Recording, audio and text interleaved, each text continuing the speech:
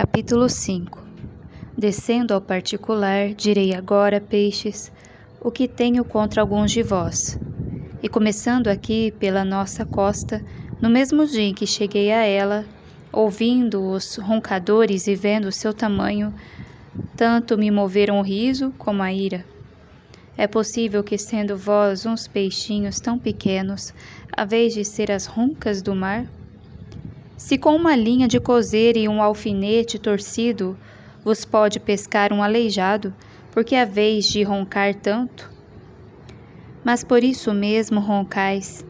Dizei-me, o espadarte, por que não ronca? Porque ordinariamente quem tem muita espada tem pouca língua.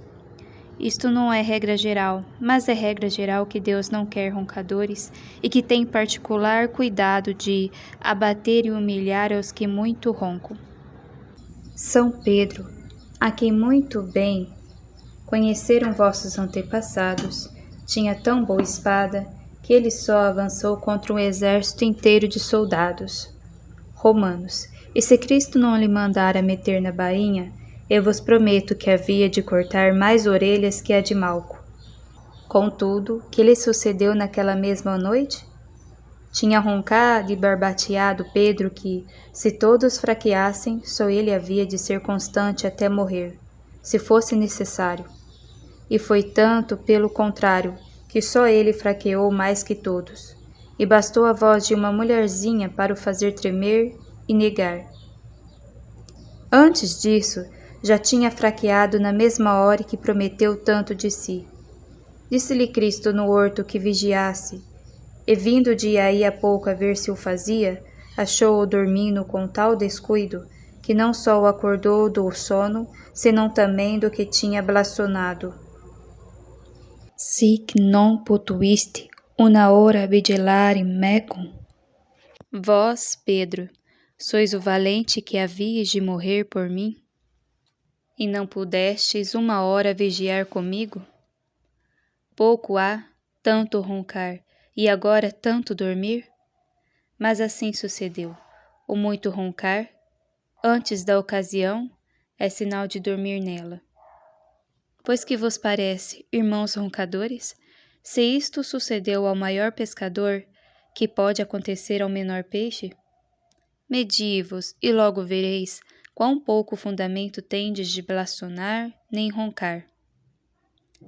Se as baleias roncaram, tinha mais desculpa a sua arrogância na sua grandeza, mas ainda nas mesmas baleias não seria essa arrogância segura. O que é a baleia entre os peixes era o gigante Goli entre os homens. Se o rio Jordão e o mar de Tiberíades têm comunicação com o oceano, como devem ter, pois dele emanam todos, bem deveis de saber que este gigante era a ronca dos filisteus. 40 dias contínuos esteve armado no campo, desafiando a todos os arraiais de Israel, sem haver quem se lhe atrevesse, e no cabo, que fim teve toda aquela arrogância? Bastou um pastorzinho com um cajado e uma funda para dar com ele em terra. Os arrogantes e soberbos tomam-se com Deus. E quem se toma com Deus sempre fica debaixo. Assim que, amigos roncadores, o verdadeiro conselho é calar e imitar a Santo Antônio. Duas coisas há nos homens que os costumam fazer roncadores, porque ambas incham: o saber e o poder. Caifás roncava de saber. Vós nescitis quidquam. E Pilatos roncava de poder. Nestes quia potestatem habeo? E ambos contra Cristo. Mas o fiel servo de Cristo, Antônio, tendo tanto saber como já vos disse, e tanto poder como vós mesmos experimentastes, ninguém houve jamais que ouvisse falar em saber ou poder, quanto mais blasfonar disso, e porque tanto calou, por isso deu tamanho brado. Nesta viagem de que fiz menção, e em todas as que passei a linha equinocial, vi debaixo dela o que muitas vezes tinha visto e notado nos homens, e me admirou que se houvesse estendido esta ronha e pegado também aos peixes. Pegadores se chamam estes de que agora falo, e com grande propriedade, porque sendo pequenos, não só se chegam a outros maiores, mas de tal sorte se lhes pegam aos costados, que jamais os desferram. De alguns animais de menos força e indústria, se conta que vão seguindo de longe aos leões na caça, para se sustentarem do que a eles sobeja. O mesmo fazem estes pegadores, tão seguros ao perto como aqueles ao longe, porque o peixe grande não pode dobrar a cabeça, nem voltar a boca sobre os que traz às costas, e assim lhe sustenta o peso e mais a fome. Este modo de vida, mais astuto que generoso, se acaso se passou e pegou de um elemento ao outro, sem dúvida que o aprenderam os peixes do alto, depois que os nossos portugueses o navegaram. Porque não parte vice-rei ou governador para as conquistas que não vá rodeado de pegadores, os quais se arrimam a eles para que cá lhes matem a fome, de que lá não tinham remédio. Os menos ignorantes, desenganados da experiência, despegam-se e buscam a vida por outra via. Mas os que se deixam estar pegados à mercê e fortuna dos maiores, vem-lhes a suceder no fim o que aos pegadores do mar. Rodeia nau o tubarão nas calmarias da linha com os seus pegadores, às costas, tão cerzidos com a pele que mais parecem remendos ou manchas naturais, que os hóspedes ou companheiros. Lança-lhe um anzol de cadeia com a ração de 4 soldados, arremessa-se furiosamente à presa, engole tudo de um bocado e fica preso. Corre meia campanha a lalo acima, bate fortemente o convés com os últimos arrancos. Enfim, morre o tubarão e morrem com ele os pegadores. Parece-me que estou ouvindo a São Mateus, sem ser apóstolo pescador, descrevendo isto mesmo na terra. Morto Herodes, diz o evangelista, apareceu o anjo a José no Egito e disse-lhe que já se podia tomar para a pátria, porque eram mortos todos aqueles que queriam tirar a vida ao menino. Defuncti sunt enim qui querebant animam pueri. Os que queriam tirar a vida a Cristo menino eram Herodes e todos os seus, toda a sua família, todos os seus aderentes, todos os que seguiam e pendiam da sua fortuna. Pois é possível que todos estes morressem juntamente com Herodes? Sim, porque em morrendo o tubarão, morrem também com ele os pegadores. Defunctu Herode, defuncti sunt qui querebant animam pueri.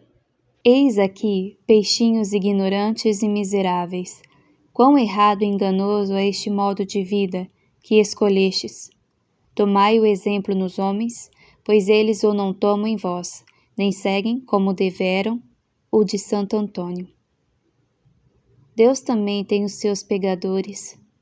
Um destes era Davi, que dizia: Mihi autem adherere Deo bonum est. Peguem-se outros aos grandes da terra, que eu só me quero pegar a Deus. Assim o fez também Santo Antônio. E se não, olhai para o mesmo santo e vede como está pegado com Cristo e Cristo com ele. Verdadeiramente se pode duvidar qual dos dois é ali o pegador. E parece que é Cristo, porque o menor é sempre o que se pega ao maior. E o Senhor fez-se tão pequenino para se pegar a Antônio. Mas Antônio também se fez menor para se pegar mais a Deus. Daqui se segue que todos os que se pegam a Deus, que é imortal, seguros estão de morrer como os outros pegadores, e tão seguros que ainda no caso em que Deus se fez homem e morreu, Só morreu para que não morressem todos os que se pegassem a ele. Si ergo me querites, sinite hos abire. Se me buscais a mim, deixar ir a estes.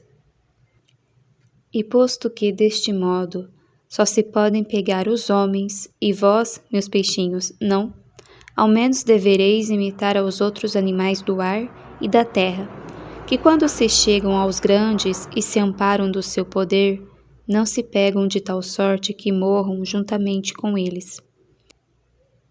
Lá diz a escritura daquela famosa árvore em que era significado o grande Nabucodonosor, que todas as aves do céu descansavam sobre os seus ramos, e todos os animais da terra se recolhiam à sua sombra, e uns e outros se sustentavam de seus frutos. Mas também diz que, tanto que foi cortada esta árvore, que as aves voaram e os outros animais fugiram. Chegai-vos, embora aos grandes, mas não de tal maneira pegados que vos mateis por eles, nem morrais com eles.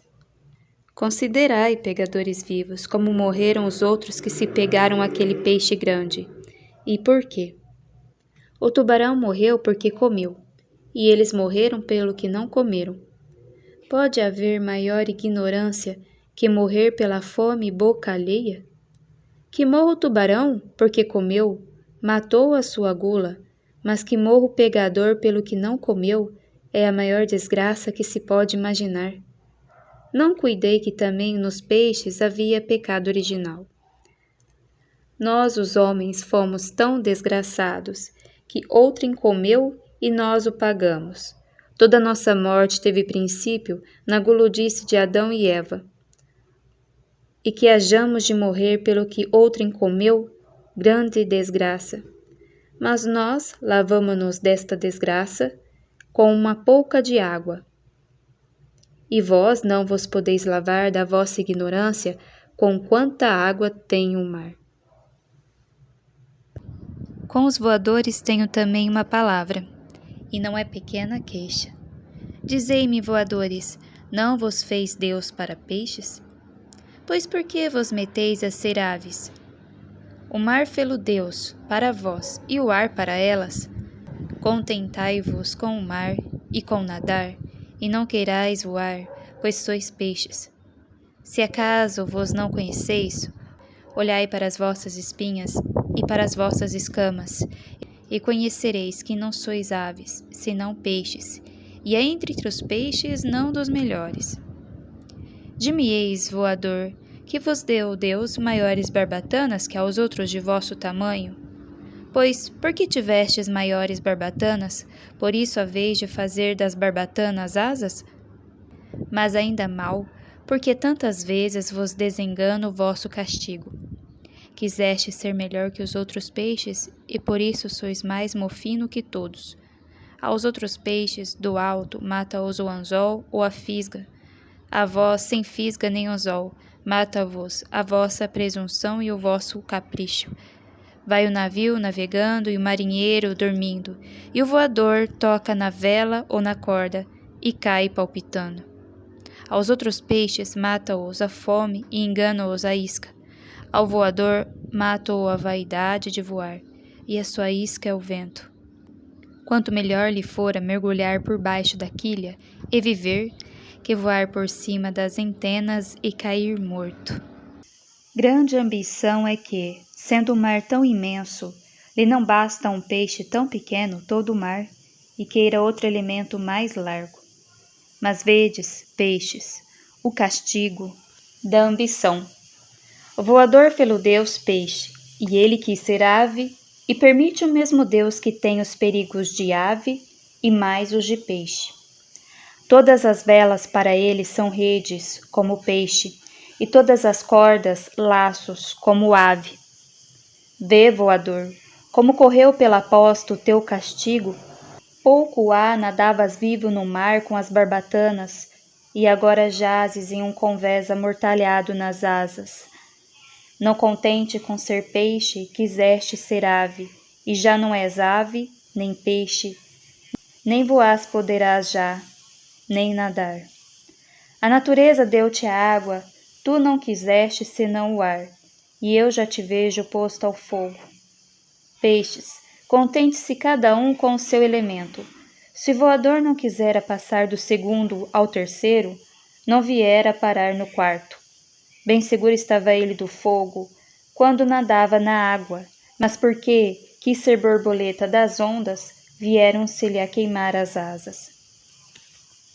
À vista deste exemplo, peixes, tomai todos na memória esta sentença: quem quer mais do que lhe convém, perde o que quer e o que tem. Quem pode nadar e quer voar, tempo virá em que não voe nem nade. Ouvi o caso de um voador da terra, Simão Mago, a quem a arte mágica, na qual era famosíssimo, deu o sobrenome fingindo-se que ele era o verdadeiro Filho de Deus. Sinalou o dia em que aos olhos de toda Roma havia de subir ao céu e com efeito começou a voar muito alto. Porém a oração de São Pedro, que se achava presente, voou mais depressa que ele. E caindo lá de cima o mago, não quis Deus que morresse logo, senão que aos olhos também de todos quebrasse, como quebrou os pés. Não quero que repareis no castigo, senão no gênero dele. Que caia Simão, está muito bem caído. Que morra, também estaria muito bem morto, que o seu atrevimento e a sua arte diabólica o merecia. Mas que de uma queda tão alta não rebente nem quebre a cabeça ou os braços, senão os pés? Sim, diz São Máximo, porque quem tem pés para andar e quer asas para voar, justo é que perca as asas e mais os pés. Elegantemente o Santo Padre. Ut qui Paulo ante volare tentaverat, subito ambulare non posset. Et qui pennas assumpserat, plantas amiteret. Ó alma de Antônio, que só vós tivestes asas e voastes sem perigo, porque soubestes voar para baixo e não para cima. Já São João viu no Apocalipse aquela mulher, cujo ornato gastou todas as luzes ao firmamento, e diz que lhe foram dadas 2 grandes asas de águia. Date sunt muliere alle 2 aquile magnae. E para quê? Ut volaret in deserto, para voar ao deserto. Notável coisa, que não debalde lhe chamou o mesmo profeta grande maravilha. Esta mulher estava no céu, signum magnum apparavit in cielo, mulier amicita soli. Pois se a mulher estava no céu e o deserto na terra, como lhe dão asas para voar ao deserto? Porque há asas para subir e asas para descer. As asas para subir são muito perigosas, as asas para descer muito seguras, e tais foram as de Santo Antônio. Deram-se à alma de Santo Antônio 2 asas de águia, que foi aquela duplicada sabedoria natural e sobrenatural, tão sublime como sabemos. E ele que fez, não estendeu as asas para subir, encolheu-as para descer, e tão encolhidas que, sendo a arca do testamento, era reputado, como já vos disse, por leigo e sem ciência. Voadores do mar, não falo com os da terra, imitai o vosso santo pregador. Se vos parece que as vossas barbatanas vos podem servir de asas, não as estendais para subir, porque vos não suceda encontrar com alguma vela ou algum costado. Encolhei-as para descer, e de vos meter no fundo em alguma cova. E se aí estiverdes mais escondidos, estareis mais seguros. Mas já que estamos nas covas do mar, e antes que saiamos delas, temos lá o irmão polvo, contra o qual tem suas queixas, e grandes, não menos que São Basílio e Santo Ambrósio. O polvo, com aquele seu cabelo na cabeça, parece um monge, com aqueles seus raios estendidos, parece uma estrela. Com aquele não ter osso, nem espinha, parece a mesma brandura, a mesma mansidão. E debaixo desta aparência tão modesta, ou desta hipocrisia tão santa, testemunham constantemente os dois grandes doutores da Igreja Latina e Grega, que o dito povo é o maior traidor do mar. Consiste esta traição do povo, primeiramente, em se vestir ou pintar das mesmas cores de todas aquelas cores a que está pegado. As cores, que no camaleão são gala, no polvo são malícia.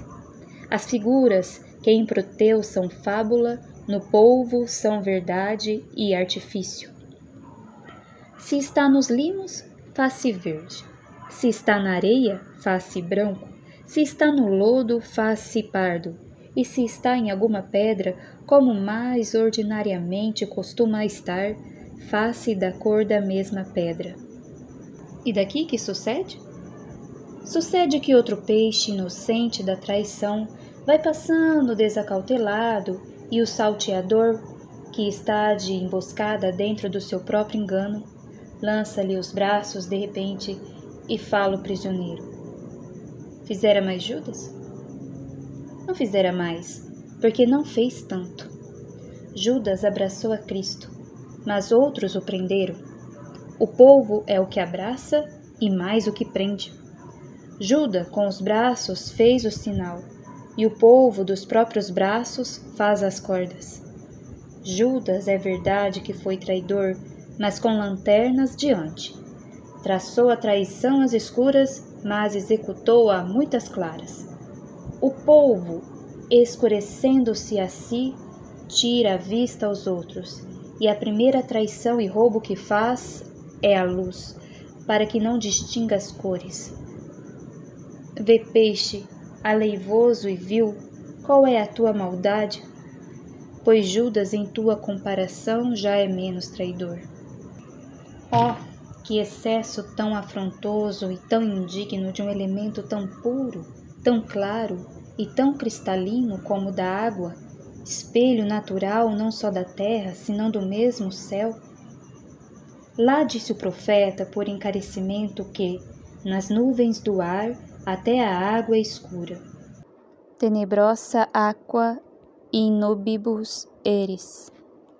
E disse nomeadamente nas nuvens do ar, para atribuir a escuridade ao outro elemento, e não à água, a qual em seu próprio elemento é sempre clara, diáfana e transparente, em que nada se pode ocultar, encobrir nem dissimular, e que neste mesmo elemento se crie, se conserve e se exercite com tanto dano do bem público um monstro tão dissimulado, tão fingido, tão astuto, tão enganoso e tão conhecidamente traidor?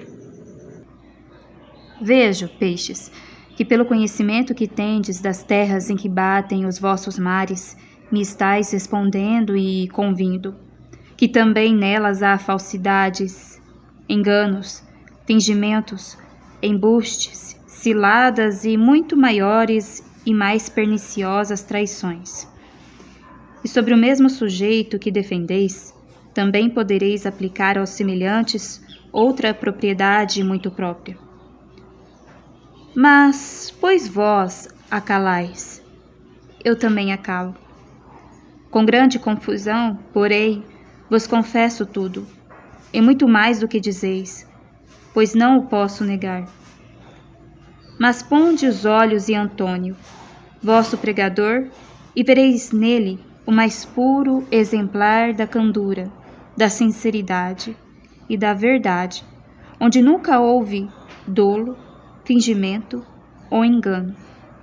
E sabei também que para ver tudo isto em cada um de nós, bastava antigamente ser português. Não era necessário ser santo. Tenho acabado, irmãos peixes, os vossos louvores e repreensões, e satisfeito, como vos prometi, as duas obrigações do sal, posto que do mar e não da terra. Vós estis sal terre. Só resta fazer-vos uma advertência muito necessária para os que viveis nestes mares. como eles são tão esparcelados e cheios de baixios, bem sabeis que se perdem e dão à costa muitos navios, com que se enriquece o mar e a terra se empobrece. Importa, pois, que advirtais que nesta mesma riqueza tendes um grande perigo, porque todos os que se aproveitam dos bens dos naufragantes ficam excomungados e malditos.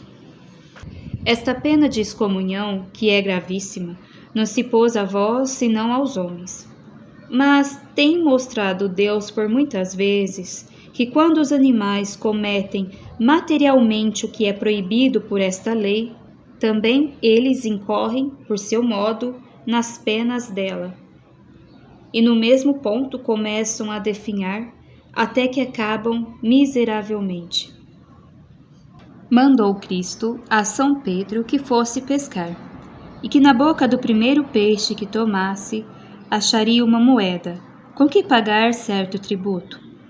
Se Pedro havia de tomar mais peixe que este, suposto que ele era o primeiro, do preço dele e dos outros podia fazer o dinheiro com que pagar aquele tributo, que era de uma só moeda de prata, e de pouco peso.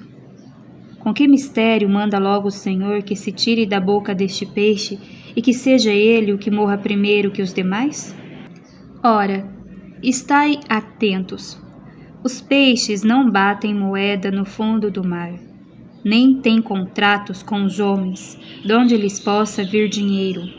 Logo, a moeda que este peixe tinha engolido era de algum navio que fizera naufrágio naqueles mares. E quis mostrar o Senhor que as penas que São Pedro ou seus sucessores fulminam contra os homens que tomam os bens dos naufragantes, também os peixes, por seu modo, as incorrem, morrendo primeiro que os outros e com o mesmo dinheiro que engoliram atravessado na garganta. Oh, que boa doutrina era esta para a terra, se eu não pregara para o mar!